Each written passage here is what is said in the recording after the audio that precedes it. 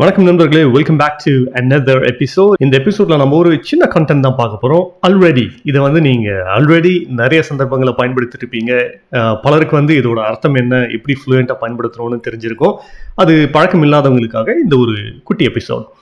Already, ஏற்கனவே, அவ்வளோதான் அர்த்தமே. இதுக்கு இன்னும் பெரிய இன்ட்ரொடக்ஷன்லாம் தேவைப்படல. But as we always do, let's take a look at the introduction. Already is an adverb used to indicate that something has happened before, now, or earlier than expected.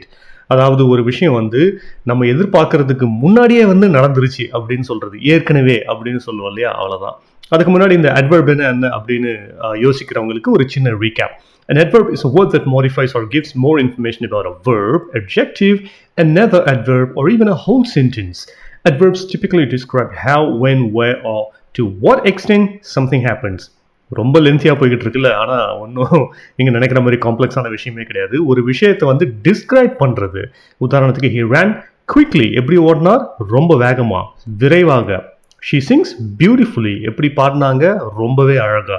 இந்த வந்து கொஞ்சம் பில்டப் கொடுக்குறோம் இல்லையா, வேகமாக, அழகா, இதுதான் வந்து adverb, அவ்வளோதான்.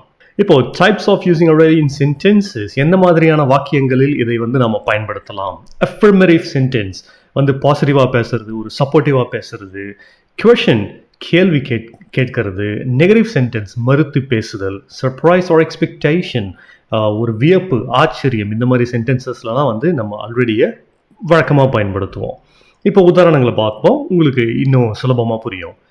affirmative sentencesல எப்படி பயன்படுத்துவோம்னா, she has already finished her homework. The homework was completed earlier than expected or before the current moment. அதாவது நம்ம வந்து ஹோம்ஒர்க் முடிச்சிட்டியா அப்படின்னு கேட்டதுக்கு, yes I have already completed, நான் ஏற்கனவே முடிச்சிட்டேன். அதாவது நீ வந்து எதிர்பார்க்கல நான் முடிச்சிருப்பேன், ஆனால் நான் ஏற்கனவே முடிச்சிட்டேன். அதுதான் வந்து affirmative sentence. இங்கேயும் அதை தான் சொல்லியிருக்கேன், she has already finished her homework. அதாவது ஒருத்தர் வந்து எதிர்பார்க்குறாங்க, அவங்க முடிச்சாங்களா முடிக்கலையா அப்படின்னு. அவங்களுக்கு நம்ம சொல்கிறோம், அவங்க ஏற்கனவே அவங்க ஹோம்ஒர்க்கை முடிச்சிட்டாங்க அப்படின்னு. இப்போது அதை கொஷனில் எப்படி பயன்படுத்தலாம்னு பார்ப்போம். How you already eaten your dinner? நீங்கள் வந்து ஏற்கனவே வந்து உங்களோட டின்னர் வந்து சாப்பிட்டு முடிச்சிட்டிங்களா அப்படின்னு கேட்குறது.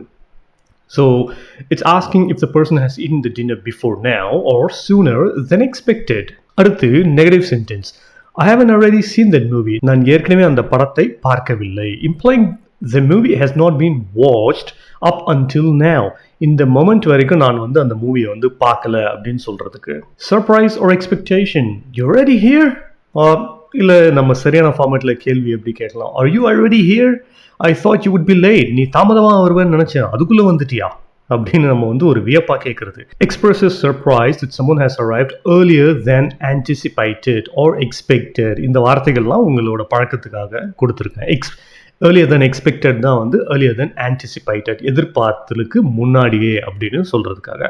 இங்கே வந்து நான் இந்த எக்ஸாம்பிள்ஸ்லாம் பார்த்தீங்கன்னா ஒன்று தான் கொடுத்துருக்கேன். ஏன்னா வந்து நிறைய எக்ஸாம்பிள்ஸ் நானே கொடுக்கறதுக்கு பதிலாக இந்த சென்டென்ஸ் நீங்கள் புரிஞ்சுக்கிட்டு நீங்களே உங்களோட சொந்த சென்டென்ஸ் எழுதி பழகுங்க. நான் எப்பவுமே எல்லா எபிசோட்லையும் சொல்கிற மாதிரி நானே வந்து இந்த எபிசோட்ஸ்லாம் பண்ணிக்கிட்டு இருந்தால் எனக்கு தான் ப்ராக்டிஸ் ஆகும். உங்களுக்கு ப்ராக்டிஸ் ஆகணும்னா நீங்களும் தொடர்ந்து வந்து இது கற்றுக்கிறது வந்து ப்ராக்டிஸ் பண்ணிகிட்டே இருங்க. அப்போ தான் வந்து we will achieve fluency.